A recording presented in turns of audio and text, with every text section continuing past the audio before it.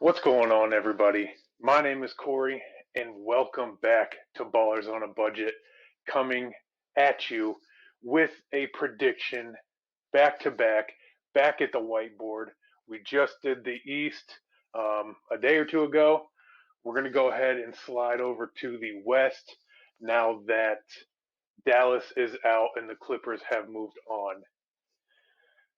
But first, I would like to start this off by saying Luka and the Dallas Mavericks put on a show.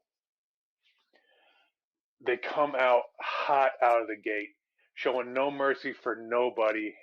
And I don't think a lot of people were expecting it, at least for these first two games.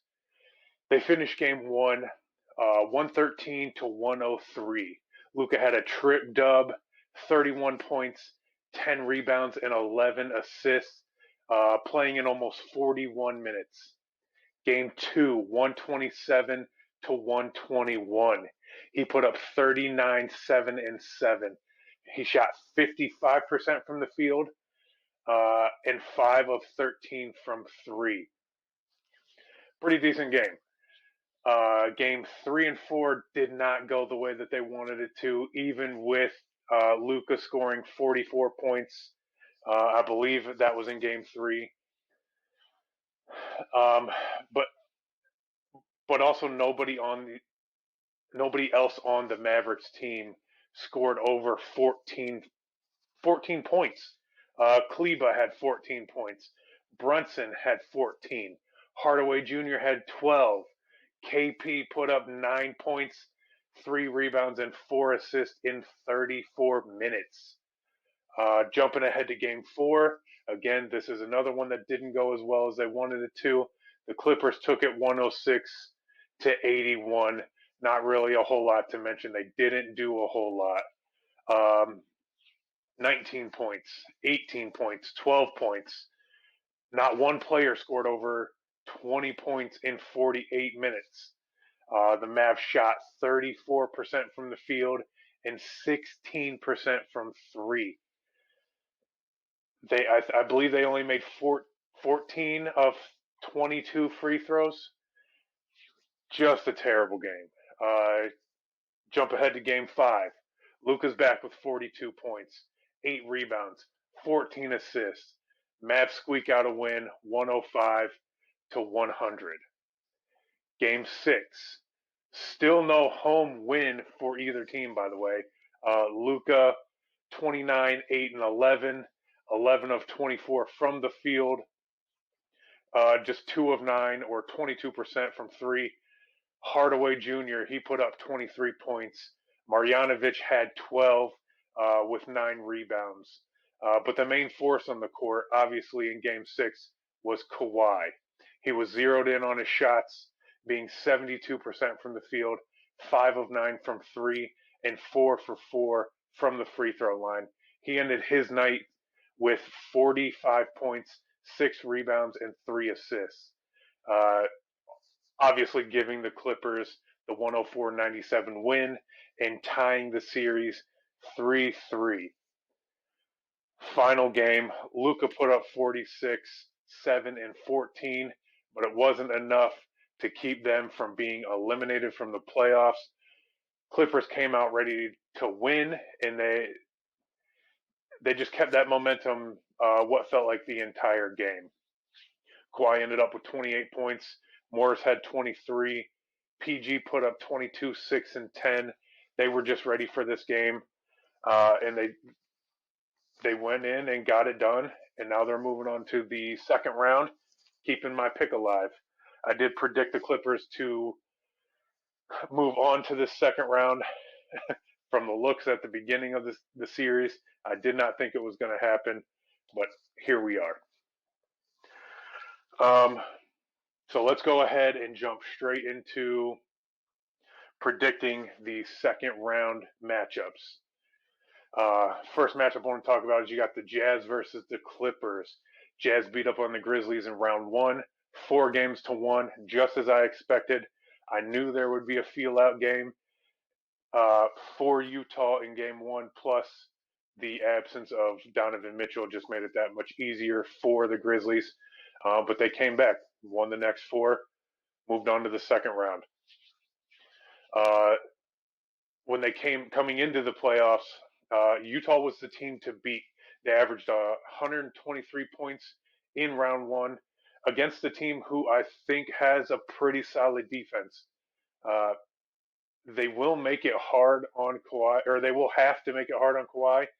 They're going to have to contest his shots, make him work in the paint, and play hard D on him if they want to win this game. But the ball kind of favors Utah on the second chance points, and with Rudy on the court, I don't see that being a problem. I don't see it being an issue in this series for him much at all.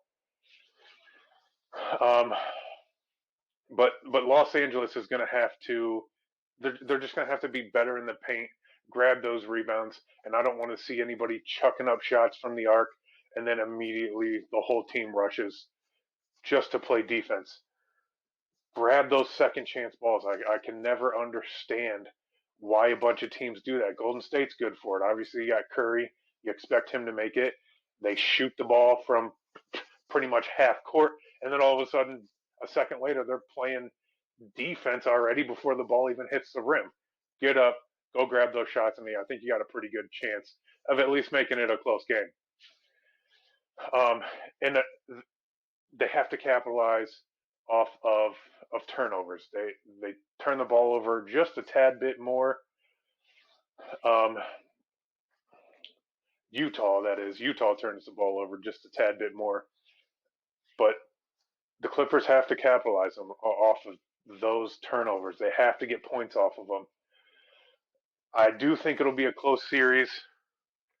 But overall, I think I got to take Utah to win this. Probably 4-3. So we'll move you down here. 4-3. It'll be a pretty fun series to watch. I'm super excited about this one. The next matchup, obviously you can see it on the board. You got the Nuggets versus the Suns. Now the Nuggets won their series against Portland 4-2, even though it was kind of a short series, one of the shorter series. It was pretty good. See Dame hitting all those clutch shots. It was just a fun series to watch.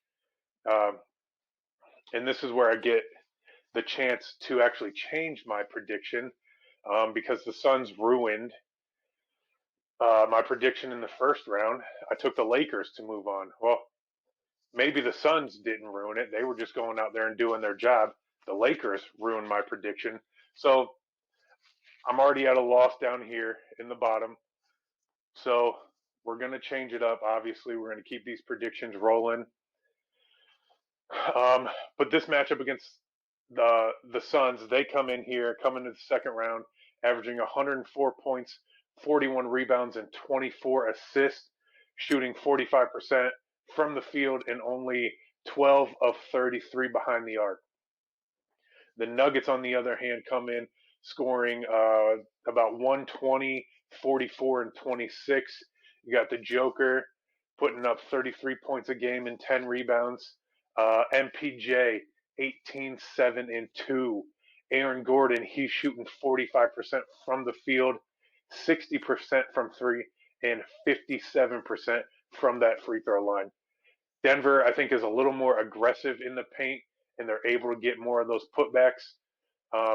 And I think those second chance points are going to be where it counts in this series. I think they're going to be a huge part. So I'm just going to go ahead. Let's take the Nuggets to move on to these conference finals. I didn't think this part through, the actual series record. If I had to guess, I think it's going to be a pretty close series. I'm going to go ahead with a 4. Let's go with a 4-3. I think the Suns are going to get a couple wins out of them. Give them 3 for the benefit of the doubt. I kind of want to hedge and say 2. You know what? Let's go 4-2. Denver over the Suns.